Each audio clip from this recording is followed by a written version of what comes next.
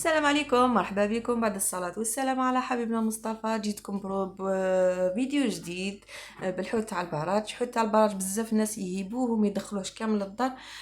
كاين اللي ما جربوش كامل، يضيع عليه فكره باللي ماهوش بنين ما يجيبوش، يضيع عليه فكره باللي فيه الشوك بزاف ما يجيبوش. بصح كاين شيامات اوبليجي تجيبي هذا الحوت وتطيبيه، خاطرش الحوت راه باش لاغمو كيما يقولك. الحوت راه والسردين راهم بزاف غاليين. هنا مامها اي حاجه ربي خلقها وحللها لنا، فيها فايده لينا. هنا الحوت هذا عايش في المياه حلوه، سي بور سا يجي شويه صامت، وتجي عنده الجلده تاعو هي اللي مره، وفيها واحد الداخل واحد الخيط كحل في الامعاء تاعها، في الوسط كامل. تجي كحله هذيك دائما سيو كرطوها مليح مليح ونقوها مليح مليح. هذيك اللي تطلق المروريه مع الجلده تاعها. انا نحيت كامل لي زيكاي تاع الحوت تاعي. عندي نوعين لهنايا، نحيت له كامل لي زيكاي تاعو بالموس، ومن بعد حكمت المقص تاعي كما راكم شايفين. حليت له الكرش تاعو، نحيت الظهر تاعو، وزيت نحيت هذوك اللي عند الوذين. انا ما نحيتش الراس، هنا اللي يبغي ينحي الراس ينحي. هنا هذيك الطبقه الوسطانيه هي اللي تكرطوها بالموس مليح مليح. نحيت كامل الامعاء ونغسلو بيان الداخل. وشوفوا المقص هو اللي يعاونكم باه تفيدو كامل هذا الحوت. كما قلت لكم هنايا التبنان تاع هذا الحوت هو اللي يعطي النتيجه النهائيه المليحه، واللي تبنى لنا هذا الحوت تعطي لنا نتيجه مليحه. هنا انا عندي قلت لكم نوعين من الحوت. جبت النوع هذا اللي هو شويه طويل، راني نقيته كامل كملته. شوفوا كيف راه احمر من الداخل. الحوت الاخر شوفوا هذاك العريض، ما على باليش كيف يسموه. المهم نبنو ويجي نرجعو كيما تاع البحر. بنين كيما اللي ربي خلقه في البحر. والله العظيم، بولادنا اللي نعطوا لهم الفايده من تاع كل حاجه ربي خلقها فيها فايده. هنايا نبنوه وديروه وسيوه ورجعوا لي خبر. راه رخيص، راه يدير 15,000 ولا 10,000، ما يفوتش 20,000 الكيلو.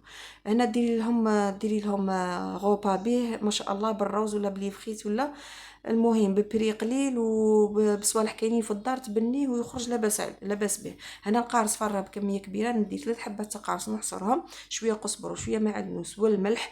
الملح هنا كثروا لهنا الكميه تاع الملح. هنا ما عندكش القاص ديري الخل. كميه تاع الملح قلت لكم قوي وباهي بنان. وهنا القارص والقزبر والمعدنوس هما اللي حاني ابسوربونا، يشربوا لنا كامل ديك المروريات تاع الطبقه تاعنا هذيك الفوقانيه. هنا كاين اللي تبغي تسلخ كامل هذيك الجلده الفوقانيه، تقدري تسلخيه، هي اللي تجي مره. وإلا ما كانش عندك الوقت عادي طيبي بهذه الطريقه. انا خرج لي ما شاء الله، ما نجح نعاود نسلخو كامل. قلت لكم القزبر والمعدنوس وهذاك القارص هو اللي نحالي كامل ديك المروريات تاع الجلده الفوقانيه. والحمد لله هكا ما نتعبش معاه بزاف في السليخ، خاطر السليخ يدي وقت كبير باه نسلخ الحبه تاع الحوت تاعي. وبالنسبه للعقاقير انا نبغي الكمون برك، نستعمل الكمون برك في الحوت ولا سردين، ما نزيد حتى ايبيس اخرى. ولا كان عندك لي زيبيس سبيسيال تاع الحوت والسردين ديريهم. هنا من بعد ما فات واحد 4 سوايع ولا 5 تقدري تخليه يبات، ولا المهم ماشي فم ديريه، خاطر راح يقعد في ذي الترقاده تاعو مده طويله. كل ما قعد كل ما يزيد يبنان ويخرج لك مالح. كما تعرفوا قلت لكم الحوت هذا صامت، خاطر عاش في مياه حلوه ماهيش مالحه كما تاع البحر. هنا نرمض الحبه تاعي في الفارينه، وننفض دائما الحبه تاعي من الفارينه باه الكميه الاولى اللي قليتها ما تطلقيش الفارينه في الزيت وتوسخ لي الزيت. صافي الكميه الزوجه اللي حنديرها في الزيت رايحه تدي لك الفارينه اللي في الزيت، اللي تكون في الزيت، وراح يحمروا لنا بالخف. لخاطرش هذا السردي هذا الحوت يبغي يتحمر غير بعقله، معناتها يطيب غير بعقله، يجي كروستيون، يجي مقرمش، ويجي طايب مليح من الداخل، ما يطيبلكش ويقعد الداخل لازج. لخاطرش كاين اللي داين فكره على هذا الحوت باللي يجي الداخل خضر ما يجيش بنين. مالتي بديت الترقيده راح يجيك بزاف هايل. انا حبات درتهم بالدرسه، ثوم وشويه قزبر وشويه تاع طوماطيش كونسونطري وشويه تاع ملح وشويه تاع كمون. وذراي صغار باينه ما يبغوش الدرسه ينحوها، ما ما درتها لهمش. هذه الدرسه راح تزيد له ثاني بنه على بنه. كي نروح نقليها باه نديرها لها، ولا قبل ما نقليه بعد ما كان الحوت تاعي يقعد 3 سوايع ولا 4 ندير له الدرسه ونعاود نخليه واحد الساعه ولا يزيد يبنان من الداخل. خاطرش هذيك الترقيده اللي درتها له طلق الماء. ما نديرش هذا الدرسه حتى كي قريب نطيبه بساعه ولا درت له الدرسه تاعو.